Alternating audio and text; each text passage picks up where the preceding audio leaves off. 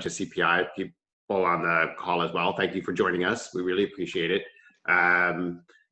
Today, we're going to go over some of the important milestones and communication aspects of what's happening between endorsement on the 24th and our first ever demo day on October 22nd. Before we get started, here is our agenda. Wanted to let people know that we've got about 40 minutes worth of content, but then we're going to leave ample time for Q&A. That doesn't mean that you can't ask questions while we're presenting, so feel free to chime in using the chat or ask a question verbally. All that we ask is that if you are not speaking, that you put your mic on mute so we don't get a lot of feedback. We're also recording this, so you can share this with other people on your team who were not able to join and reference it later. And even though this is initial kickoff of the communication that we're going to be sharing with you between now and the end of October, it's not the only communication. So I know you'll have a lot of questions, but just keep in mind that we're going to be sending you emails and communicating with you one-on-one. So there's going to be a lot more information streaming your way over the next 4 to 5 weeks. So to kick it off, I'm going to go over a high-level overview of the calendar for the next 4 to 5 weeks. Then I'm going to hand it over to Lee and Carla, who are going to go over some of the details of Demo Day, and then we'll wrap up with next steps and Q&A. Next slide, Julio.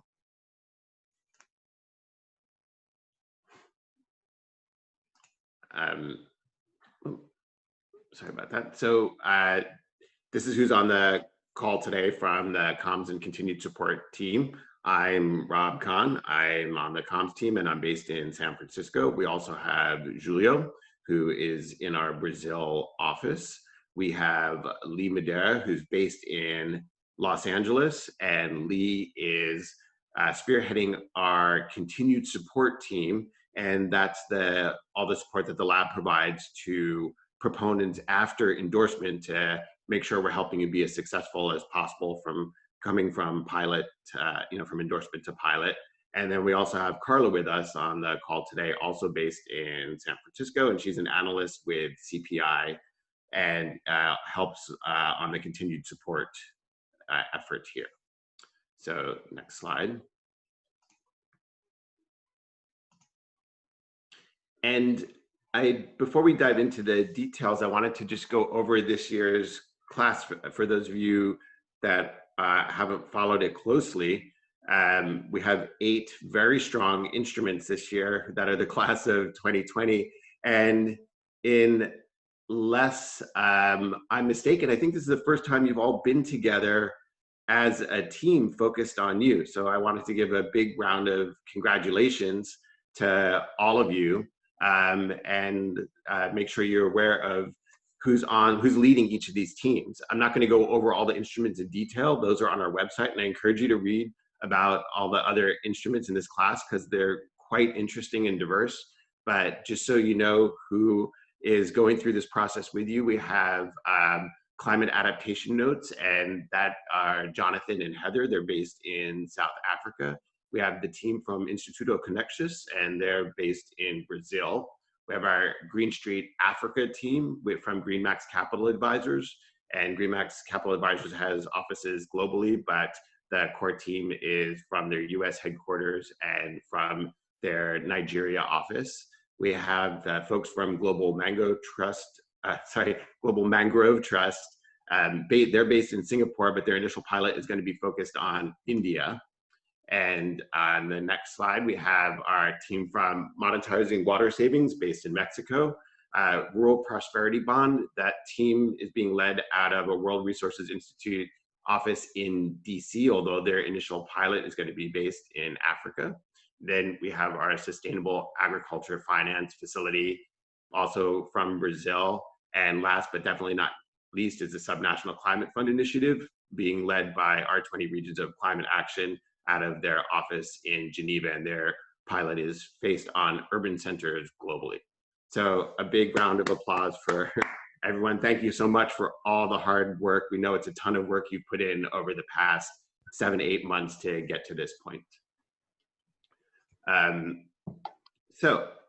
going to go over the high-level milestones from now until October 22nd, and then I'll go into a little bit of detail about that. So as I think everyone knows from the email we sent earlier, on Thursday, September 24th, that is our official endorsement meeting.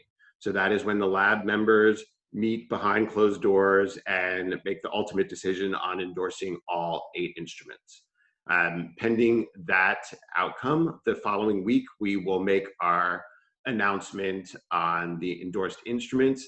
And that is also when we're going to start the promotion for Demo Day. And also starting between the end of September through October 22nd, we at the lab are going to be working very closely with you on getting prepared for Demo Day, including doing a lot of promotion to make sure Demo Day attracts a lot of investors and is a huge success.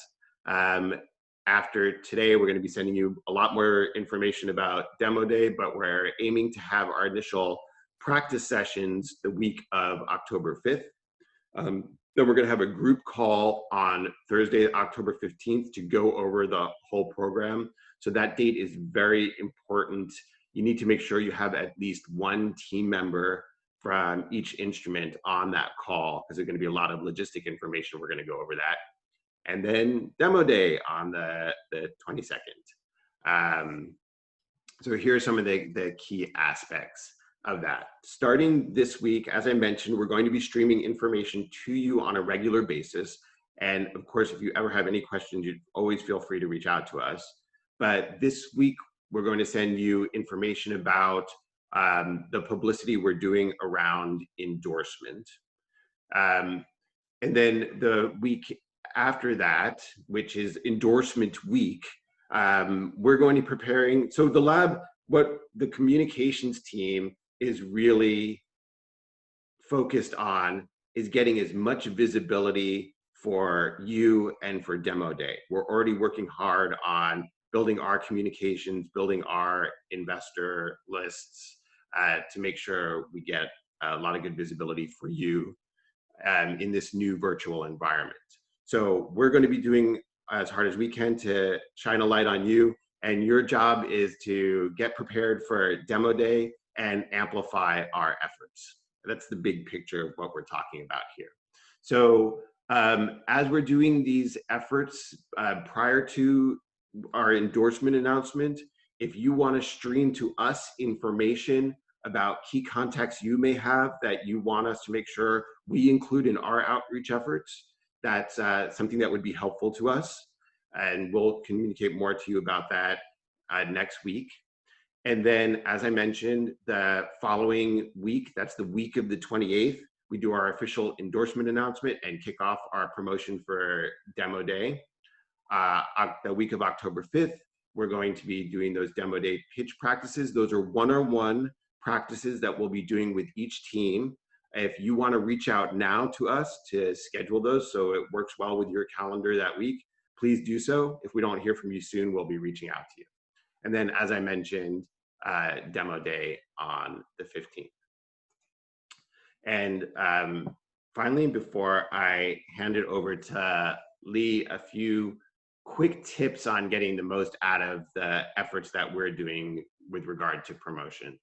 So I encourage everyone to think about an outreach plan. So like I said, the lab is going to be doing all these efforts, but it would be helpful for you to just think, now that you know what this schedule is going to look like and what we're doing in a little more detail, just sketch out for yourself what you think you're going to need to do in order to, like I said, amplify the efforts that the lab is doing. So think about your network, list of people you're going to reach out to, whether you're going to do things on a website or on social media. Just even if it's in your mind, helping prepare to do that is going to make it a lot more efficient and effective. Also, if many of the larger organizations, you've already put us in contact with your communications team, and that's super helpful. But if you think that we're not already looped into the people who help you with communications, whether that's within your organization or for the smaller organizations, if you have a consultant or third party that helps you with marketing and communications, connect us, because then we can work with them to make the most of their skills and expertise. And if you don't have those type of resources, don't worry, that's what we're here for. Another tip about social media, because as everyone knows, it's so important to visibility these days. Over the course of the 4 weeks from endorsement announcement to demo day, the lab is going to be posting consistently on social media. So if you don't already do that, make sure you follow us on LinkedIn or Twitter. And I recommend you to also reserve a little time on your calendars to take our content and repost it to get visibility yourself. And a few tips on that. So if you just take the lab content and repost it, that's great. It's going to help a lot to get visibility for you. But you get more visibility if you tag people and organizations. And that's because when you name specific people, they pay more attention and it increases the significance of that post for them, and they're more likely to share it with their networks. This is a great time to acknowledge people who have helped you along the way, and think about all the other people in your network who you might want to call out specifically to help share the information. And another tip for people who aren't super savvy with social media is it's very important to use hashtags. All these social media algorithms, they prioritize posts that include hashtags. So it's good practice to always include a hashtag. The lab post will always have hashtags on them, but if you have specific hashtags you'd like us to use, or you just want to use them in your posts, it can be very helpful. And finally, last but not least, please let us know of any commitments. We will, and by commitments, I mean, if your instrument has received a commitment for fundings or concessional grants, that's very helpful for us to know. It gets a lot of attention. It signals strength, not only in your instrument to help you with your fundraising efforts, but it's helpful to the entire class because it's communicating that there's quality here and something to look at and invest in. So please let us know of any commitments that you are coming into between endorsement and demo day, and we'll make sure that information gets included, assuming of course it's public, and we'll work with you on that. So that's my intro to the overall communications plan over the next 5 weeks. And now I'm going to hand it over to Lee, who's going to dive into the details of demo day. Thanks, Rob. Quick break before we jump into everything on demo day. Any questions on anything that Rob has covered to this point?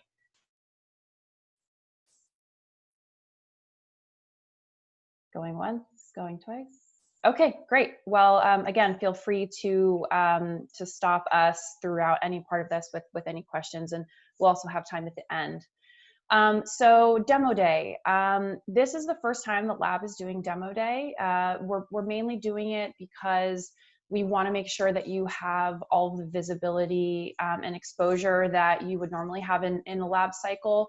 Given that all the events are virtual, we think that this would be a really great way to give you the floor and allow the proponents to really talk about their instruments and hopefully raise some capital, meet some potential partners, really just kind of a great way to give you all the floor. So next slide, please. So demo day is being planned for Thursday, October 22nd at 7 a.m. Pacific, 10 a.m. Eastern. We have all the other time zones there. The format that we are proposing is a 4-minute pitch plus 2 minutes of Q&A. We have 8 instruments, as you know, so we have to keep this pretty tight, but we will work with you all on both the pitch and the Q&A to make sure you get out what you really need to and say what you want to say to this investor and partner group. We're recommending at least 2 people per instrument. There will be 1 person presenting and then another person managing the Zoom. So the platform will be exactly what we're using right now. We'll have potential funders, investors, and partners as our target audience, but we will also make this available for the general public. So what we're going to do is we're going to use this exact platform for those funders and investors and partners so that they can ask questions during the presentation. And that's why it's really important to have at least a second person from your instrument to be able to manage that chat while you're presenting. And then we'll have a live stream for the general public. So that's kind of our way of making it a bit more interactive for those target groups, but still making it accessible for everyone. So this is one of the reasons why it's really important for you to let us know who are some of the target groups that you are in, whether you're inviting them directly or whether you want us to invite them for you. If it is a high priority organization, then we can make sure that we admit them into the Zoom rather than just give them the information for the live stream. So we're happy to work with you on your lists, but please make sure to communicate that to us so we are able to admit people accordingly to the Zoom. Next slide, please. So preparing for demo day. We recommend that you each come up with a slide deck and talking points. The main things you're going to want to cover are the instrument highlights, the team, and the fundraising needs. This is really the goal of demo day, is the fundraising. So fundraising needs is a really important piece here. We're not just going to leave you on your own and see you on October 22nd. We really want to work with you to prepare for this. So Carla is going to walk through some tips on how to make an effective pitch. We also have a pitch template for you, and we're going to show you a couple examples of a good pitch. And we also will be working directly with you over the next 4 weeks. So Rob already talked through some of this. We're available over email or individual calls for support and feedback as needed. We're also scheduling formal one-on-one coaching sessions with you the week of October 5th, and then we'll be doing a full run of show on October 15th, the week before actual demo day. Next slide, please. So some important upcoming deadlines. I know we've talked about these a couple times now, but really want to make sure that we're all on the same page. So by October 2nd, please send us your draft slides and talking points. This will be what we will talk through the week of October 5th. These are our one-on-one calls to discuss feedback.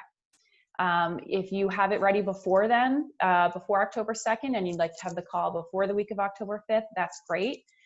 We would love to do that as well. If you have questions before October 2nd, please feel free to reach out. These are just some milestones that we want to make sure that we have everyone on board with. So we'll have the one-on-one calls the week of October 5th, and then by October 14th, please share with us your revised slides and talking points. And then we'll have the run of show on the 15th, and again, the demo day on October 22nd. Next slide, please.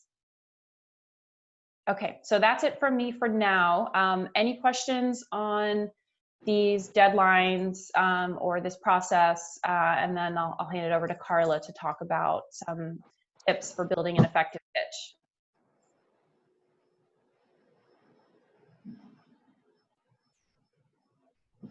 Okay, great. Over to you, Carla.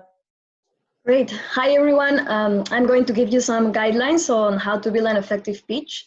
So first, we're going to cover some basics. One of the most important things is to outline your pitch and structure the presentation in a way that the key messages are properly delivered.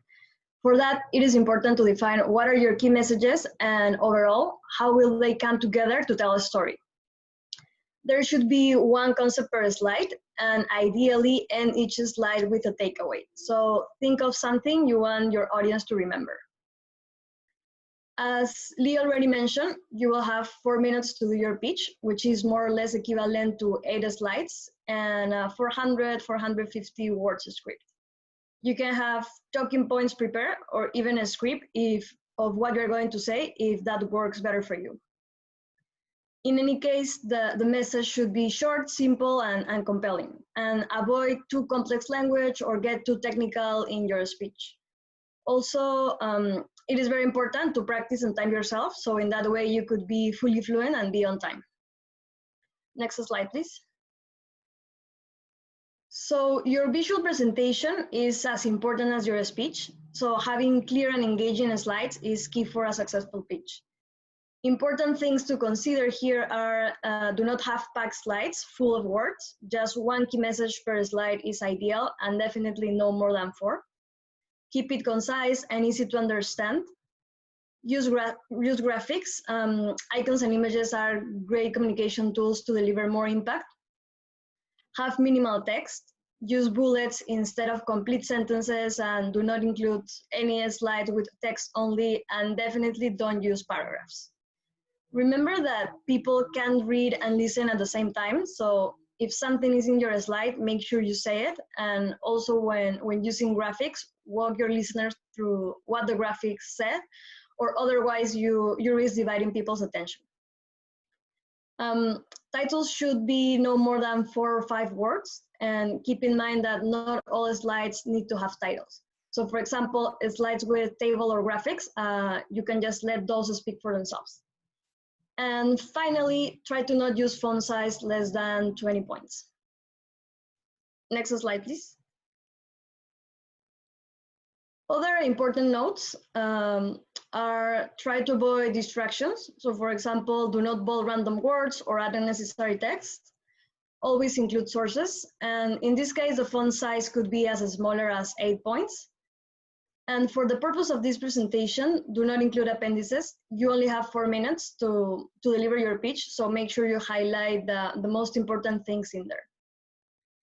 And it's never enough to say it, but practice, practice, and practice. Practice as much as you can so you can master your pitch. Next slide, please. Some additional tips to have in mind for this virtual format are to avoid animations or video content, because this can backfire in an online presentation and distract your audience. And set up your camera, backdrop, and mic beforehand to be ready for the presentation. And the last 2 links are 2 useful articles for best practices and tips for Zoom meetings, and we hope that could be helpful also. And next slide, please. And now we are going to show you a real-life good pitch example. This is a little over 4 minutes, so try to keep yours in the 4 minutes time allocated.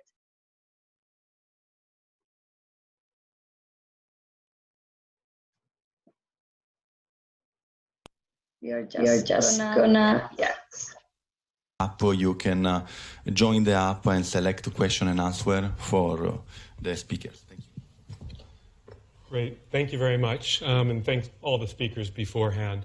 My job here today, hopefully if the slides work, is to add just a little bit more to what I think a number of the speakers have talked about, and then try to pull it all together and see what this actually means for what market design might look like coming in the future. And the good news is it's not so far away from where we have. Some key messages, some key insights. First of all, the economics of electricity markets are really changing. I'll go through that very quickly. And they're not just changing in lower costs, they're changing in what is the components of costs. We need to develop incentives around different sources of flexibility. And all of this, the cost of finance is so important, and we never should forget that, because market design is mostly about trying to interrupt Julia, this is the wrong finance in place. Video. The current approaches to So this is exactly why we came up with that rule: no video during presentations. This is exactly what can happen, and we knew we had more control over this format, so we decided to take the risk. But this is a great example of why using video can be problematic, and certainly we don't want to run the risk of it when we're trying to run 8 presentations all at once. Rob, you want to share your screen if you have the video queued up? Yeah. No, I think Julia's got it. There we go. Thanks, Julia. My name is Cathal, and I'm here to tell you about the best idea that I know of for fighting climate change and creating sustainable cities. And I think there are 2 things that you're really going to like about this idea. Number 1, it's simple. And number 2, it's real. We're already building affordable green homes in Africa today, but we need to double down. And to do that, we need your help. The population of the world is going to 9 billion people, and almost all of that growth is happening in the emerging markets, and within the emerging markets, it's almost all happening in cities. In Africa alone, the cities are going to add 800 million people to their population, 800 new residents of cities in Africa, 800 million people over the next 30 years. That's huge growth, and it gives us a one-time opportunity today to lock in the clean and green and make sure that the hundreds of millions of homes that are built support the climate and protect the climate rather than destroying it. It couldn't be more important. And right now, this is not the case at all. The homes that are being built today are not at all green. Why is that? Because in the affordable market, people don't understand the benefits and they don't believe they'll be able to afford the product. And if there's no demand, then there's no supply. So why is still that the case after all these years? It's because there are no large-scale demonstration projects that can help prove the benefits, publicize them, market them, and help generate demand. And that's where we come in. So IHS has already built 15,000 affordable homes in Africa. We're working right now on constructing 5,000 green homes, affordable green homes, in Africa. And this is simple technology. There's no rocket science about this at all. The most important technology that we're talking about is simply solar hot water heater, which I know solar is important to everybody here in this room today. We work on the IFC EDGE standard, 20% reduction in all the things that you see there on the screen. The truth is we're going to do a whole lot better than that. We've got a full team in Johannesburg. We're fully staffed. We're up and running. We're producing the homes. And we need to double down. We need to expand from where we are. And we need your help to do it. And the model is simple. First, we raise the capital. We've already raised $100 million for this. We need to double that. Then we produce the housing. We've been producing affordable housing in Africa for years. We know how to do that. There's no mystery. And then comes the interesting part, because real families move into these homes and they make real savings month in, month out on their utility bills, and that generates savings for them, which is a huge benefit. We measure those savings. We put in meters in all of our units, and we measure the savings, compare them to non-green units, and we publicize the hell out of those savings and make sure people know about them, and that creates demand. And as we all know, developers respond to demand. And so then you're in the virtuous cycle that you see on the right-hand side of that screen here, where there is demand, there is supply, and green homes are what's getting produced and protecting the climate in that way. The impact is absolutely huge. The numbers that you see on the screen there are for just the 5,000 units that we're working on right now, and across electricity and water and CO2 and money that people are saving. This is a huge benefit to those families, and it's a huge benefit to the climate. And that's just for 5,000 people. We could do 10 times that amount, and if we succeed in catalyzing the market, as we're talking about, we could go right up to multiplying that by 40,000 times. And the best thing about it is this can be done at really attractive returns for investors. But none of it will happen unless you vote for it today. It needs your support. We need your support to double down. We need your support to lock in. And so please vote for us. If there are investors out there who are part of institutions who could be investors in this, please come talk to me.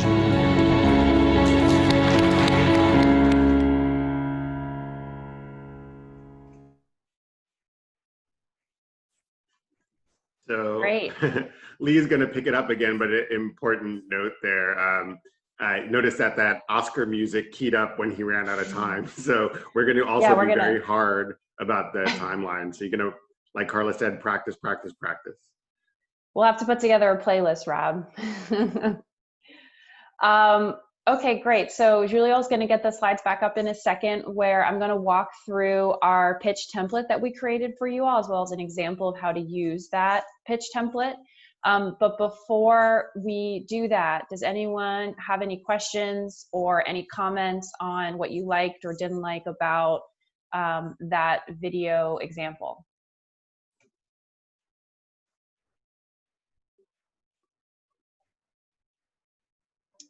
And just to clarify, because maybe we didn't mention it before, that was from one of the earlier contests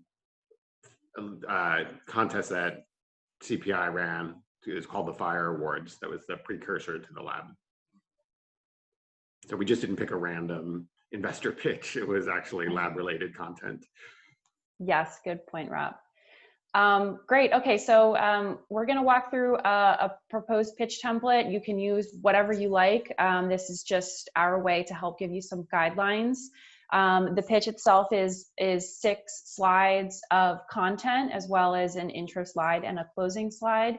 That's probably pretty close to what you should be looking at. And 8 content slides would probably be the max, but would recommend that you try to keep it closer to 5 or 6 slides plus your intro and close. So let's get started. So the first page of the template is just a cover slide. You can put a nice picture that's relevant to your instrument, name of the instrument, logos, stuff like that, and spend maybe 10 seconds introducing yourself and your organization and the instrument. The next slide is the problem statement. Very quickly, what is the problem? Why is it a problem? You can include any connection to COVID here if possible, and spend about 30 to 45 seconds just setting up what the problem is and why your instrument is needed. The next slide is the solution.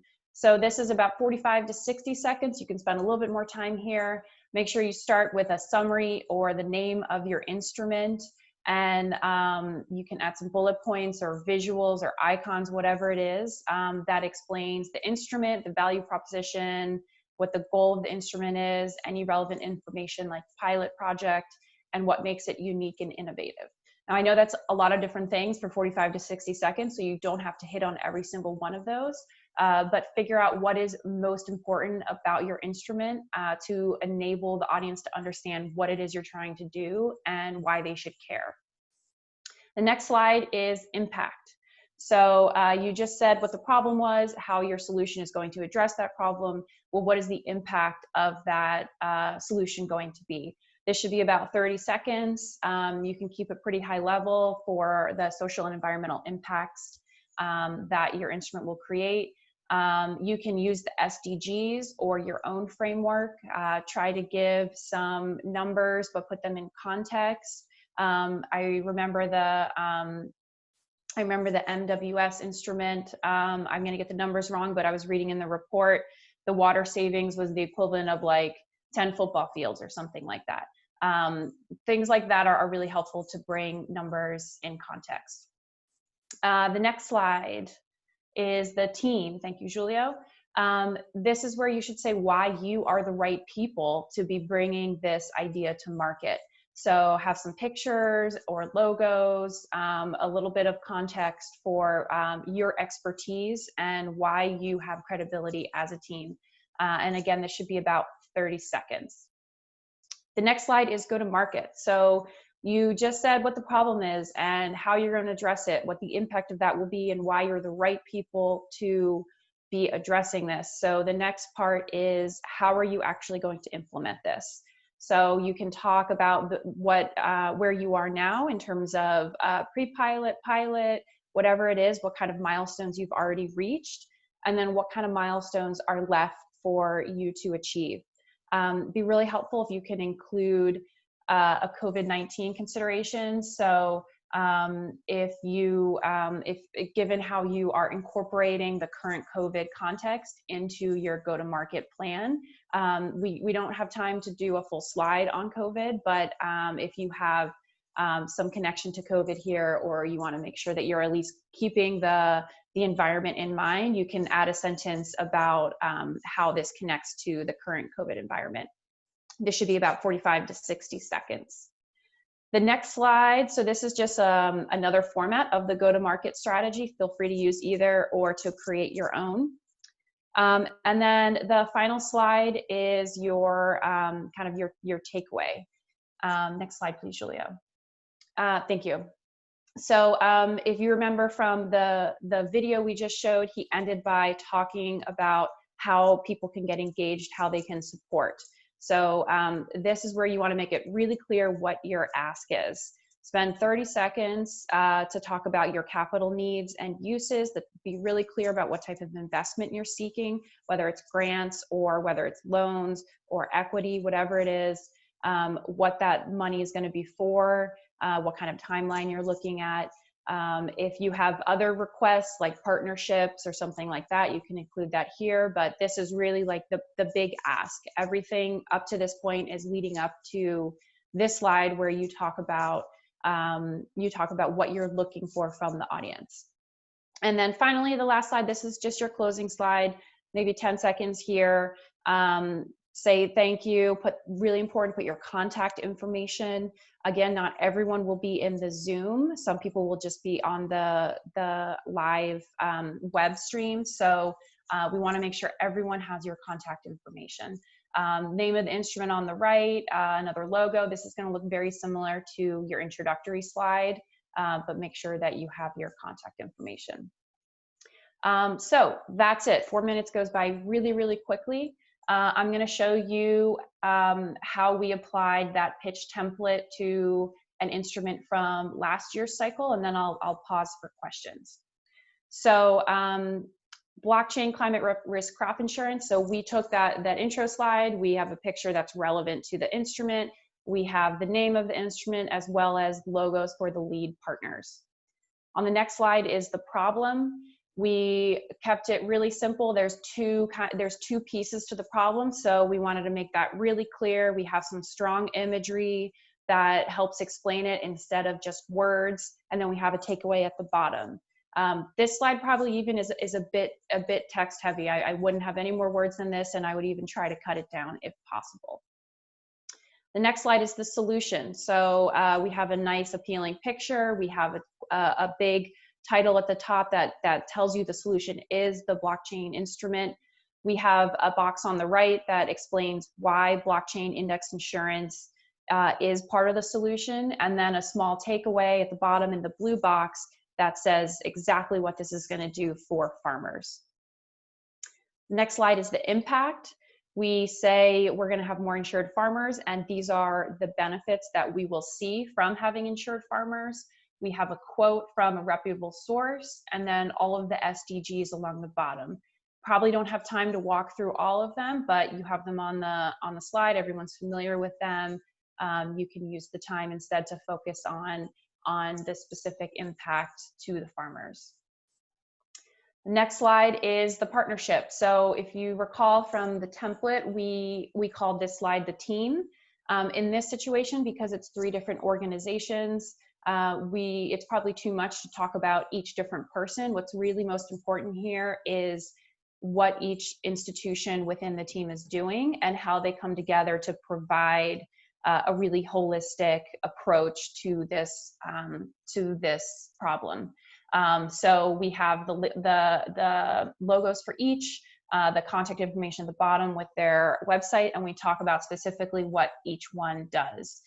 So, you don't have to use the template exactly. You want to make sure that you use what's most relevant to you. So this is an example of how we kind of took the team slide and then pivoted it to make it more applicable for this specific instrument.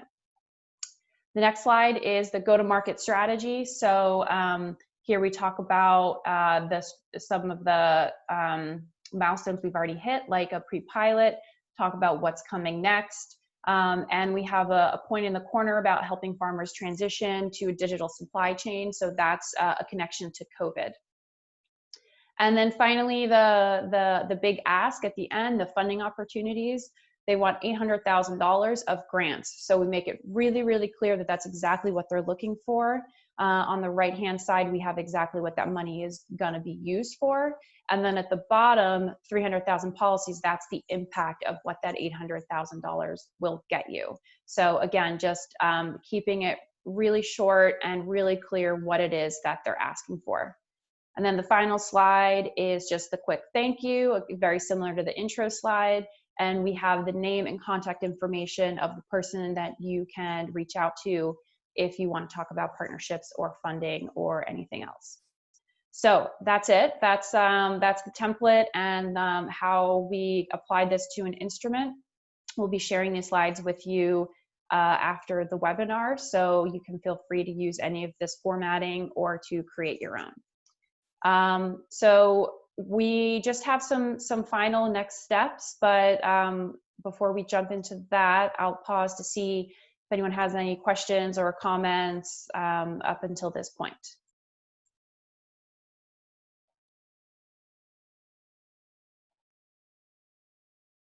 Is everyone still there?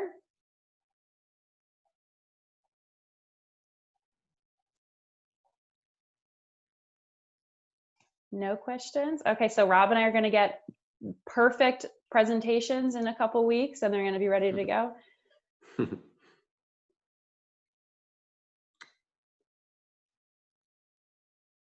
Okay, great. Over to you, Rob. Yeah, Leah, I think you did an excellent job, and this is not just for demo day, but this is the type of information you're going to have to be sharing for the next few years as you move into pilot and development. So hopefully the effort that you put into this will create benefits much further down the road. So just to finalize before we offer up any more time for questions, as Lee mentioned, we're going to share the recording. We're going to send you that template that you can use. We're going to start streaming you information about the communications and visibility we're going to do around endorsement, starting the week of September 28th, which is also when we're going to start promoting demo day. So between now and then, if you want to provide to Lee or me the information about any contacts you want to include, then please send those our way. And again, contacts could be organizations you want to make sure we're reaching out to get visibility, investors you want to invite, media contacts you may have. And then let us know. You'll get the template for the pitch, and please let us know if you have any questions about that. Even though we're scheduling those practice runs on the 5th, we're available anytime between now and then to answer questions you may have. And you have all our contact information down there. So please feel free to reach out. And I think that's it. Any other questions? I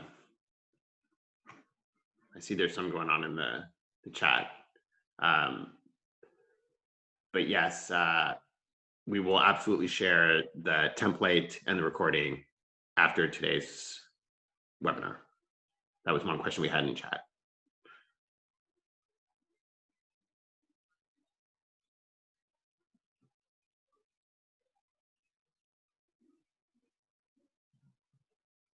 Any other questions?